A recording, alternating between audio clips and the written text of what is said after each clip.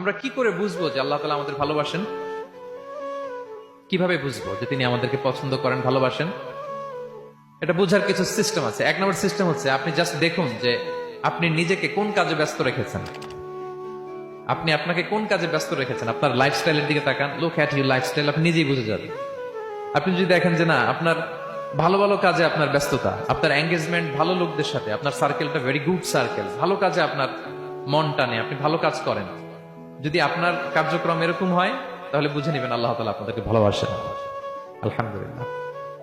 আর যদি দেখেন না, যত আকাম কুকাম আছে ওইটার সবার আগে আপনি, যেই কাজে আল্লাহর ক্রোধ আসে, আল্লাহ রাগ হয়ে যান, যেই কাজ ইসলামে করার নিষেধ, যেটাতে তার অসন্তুষ্টি, ওই কাজে আপনার এঙ্গেজমেন্ট, ইনভলভমেন্ট, আপনার সার্কেল গুলাও এরকম, তাহলে বুঝে নিবেন আল্লাহ ভালোবাসা এই মহা